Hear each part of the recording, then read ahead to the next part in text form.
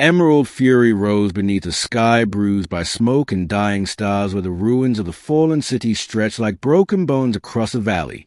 The red-haired Orc Queen stood alone upon shattered stone, her crown forged from old iron in victory, her eyes burning with memory and wrath.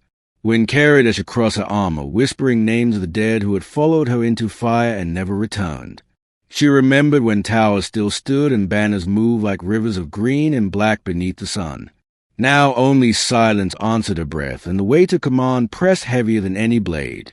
She was born in war and named in blood raised among drums and steel where mercy was a word spoken only to the weak.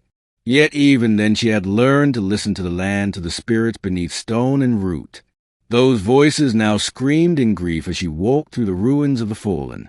Each step echoed against broken halls where songs once thundered and children once ran fearless and loud. Her hair burned like living flame against the gray of ruin, a banner of defiance no enemy had ever managed to extinguish. Scars crossed her skin like maps of conquest and loss each one owned, each one remembered. She knelt beside a shattered pillar, touching the carvings worn smooth by time and faith. This had been a temple of unity where clans swore, not with ink but with bone and breath. Emerald fury closed her eyes and the past answered. She saw armies marching under her command, thousands strong shields locked, voices roaring her name. She saw the moment the sky tore open and forces poured through like a plague of light and screaming metal. She remembered choosing to stand rather than flee, choosing to fight for stone and soil rather than save herself. The battle had lasted 3 days and nights without rest. Blood turned the river black and fire consumed the horizon. When the enemy finally fell, the city was already dead. Now she ruled nothing but ghosts. Yet an Orc Queen did not surrender to sorrow. She rose and lifted her axe from the dust, its edge chipped but unbroken like her spirit. She raised it to the sky and spoke an oath older than any throne. The ruins answered with a low thunder, as if the land itself accepted her vow. From the shadows survivors watched warriors, farmers, children hardened beyond years. They had followed her here not because she promised safety, but because she refused to kneel. Emerald fury turned to them, her gaze fierce yet steady. "We are not finished," she said. "The fallen do not end us. From these stones we rise." The survivors felt it, and the pull of her will like gravity, like fire, like destiny. They lifted weapons salvaged from the dead and stood straighter. Beyond the ruins, enemies still whispered her name with fear. They believed the Orc Queen broken.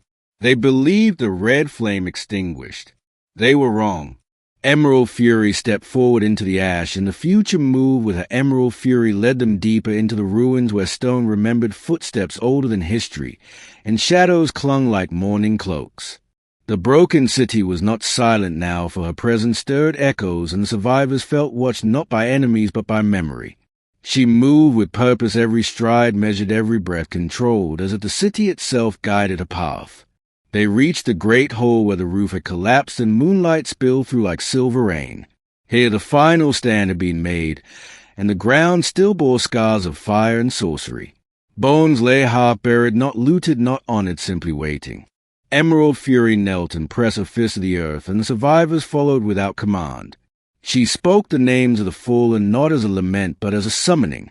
Each name carried weight and strength, and the whole seemed to grow warmer as if unseen flames returned. The spirits of warriors answered not with words, but with resolve flowing into living blood. When she rose, her eyes glowed brighter green than before. "The land has not abandoned us," she said. "It waits." Scouts returned from the outer streets, breathless and fierce. They spoke of movement beyond the hills' banners, and sharp light weapons gathering once more. The enemy believed the ruins undefended, ripe for final cleansing. Emerald fury smiled, and it was not kind. She ordered fires lit not for warmth but for signal. She placed warriors among broken towers and farmers among narrow passes. Children too young to fight carried water, and messages learning courage in motion. This was not an army of numbers but of purpose. Night deepened, and with it came the enemy. Their machines crawled like metal beasts, lights cutting through smoke. They advanced confident, careless. The first trap fell without sound. Stones loosened by careful hands collapsed, burying scouts and blocking retreat. Arrows followed, then axes and roaring charge. Emerald Fury struck the ground with her axe, and the warriors surged as one. She met the enemy vanguard head on her blade, singing as it split armor and light alike. Every strike was precise, born from rage mastered by discipline. The ruins became a weapon, corridors funneled, foes' balconies rained death. The enemy screamed confused and afraid, realizing too late that the city still had a queen.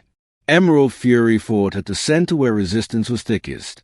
She took wounds without slowing, blood mixing with ash. Her red hair flew while the living standard drawing allies and fear. When dawn came, the enemy lay shattered among the fallen they had come to erase. Smoke rose gentle now like breath after fury.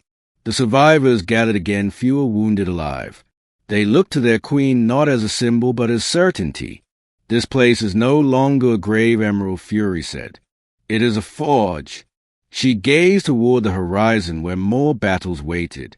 The ruins stood behind her, no longer broken but claimed, and the world beyond would soon remember. The Orc Queen still lived, and she was not done.